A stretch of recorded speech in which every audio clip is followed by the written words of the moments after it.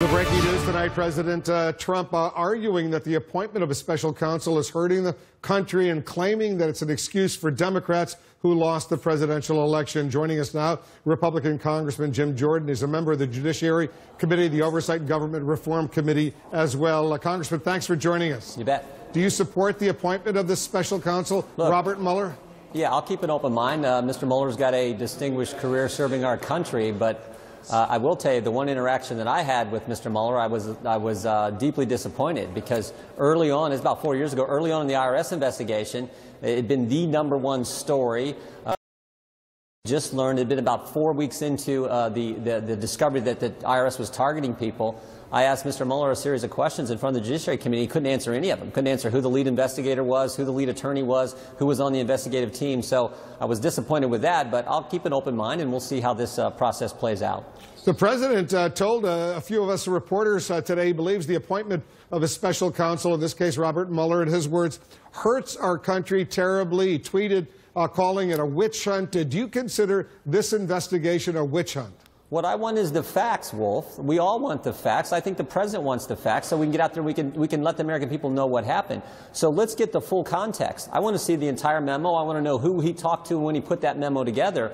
But I think more importantly, I want to know, did FBI Director Comey, then FBI Director Comey, did he memorialize other conversations surrounding other big events? For example, the day after Loretta Lynch meets Bill Clinton on the tarmac last summer, in his discussions with senior Justice Department officials, did he memorialize those conversations? How about the time when they decide to give Cheryl Mills the immunity deal, Heather Samuelson the immunity deal?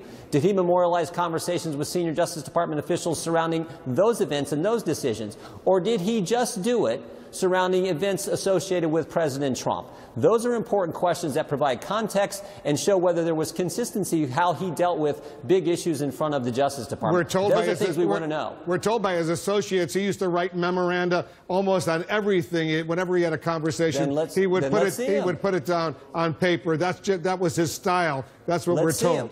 How about when they made the decision not to prosecute Lois Lerner? Conversations surrounding that, or any conversations he had with the Obama White House, were those memorialized? And if so, I would like to see those along with what may have took place here regarding President Trump. All right, let's talk about Senator Lindsey Graham, your Republican colleague. He's over in the Senate.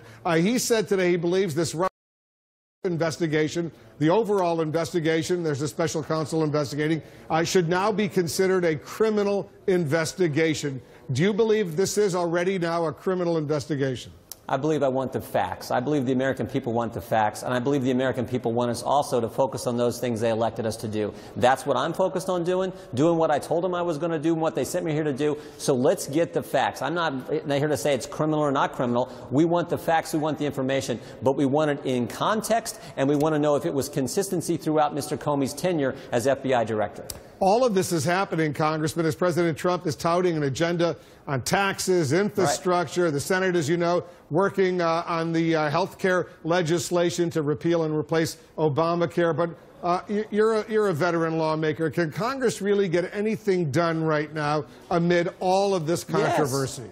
Yes, and we had better, because that's what the American people elected us to do. I say this all the time. We make this job way too complicated. Our job is to do what they sent us here to do. They sent us here to reform the tax code and cut their taxes. They sent us here to replace Obamacare, repeal it and replace it. They sent us here to build the wall and secure the border. Let's get about doing those things. Let's help the president accomplish what the voters elected him to do. That's what we're focused on doing. This investigation is going to happen, but it should happen in a way that we get all the information regarding all these important events that have happened over the last few years.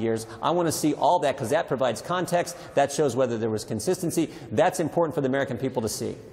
Republican House Oversight Committee Chairman Jason Chaffetz of Utah, he announced today he will resign at the end of June, give up his seat in Congress. You've signaled you might be interested in becoming the chairman of that committee. Now that he's leaving, will you make the push to become the chairman of this very important committee? Well, we'll see, Wolf. Look, I enjoy the work on this committee. It's an important committee.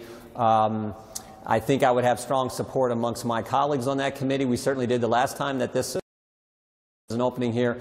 But you know how this place works. The folks on the committee, the members on the committee, don't make the selection. It's the steering committee, and that process doesn't always favor guys like me who don't always go along with the establishment. So we'll see how it plays out. But right now, we just wish Jason the best, and he's still the chairman, and we're going to work hard on the matters that are in front of the committee right now. One final question, Congressman, before I let you go. The chairman of the committee, Jason Chaffetz, he said he has subpoena pen ready for the memo that the FBI Director James Comey wrote detailing President Trump's reported request to him to end that investigation of Michael Flynn, the president's fired national security advisor. If you become the chairman of this committee, would you push to continue to get those kinds of memos?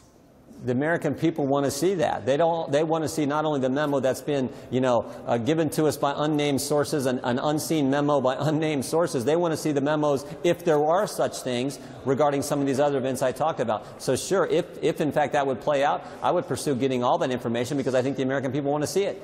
Sounds to me like you'd like to be the chairman of that committee, which is a very important committee. But I'll leave it at that, Congressman. Thanks very much for joining us. You bet. Thank you, Wolf.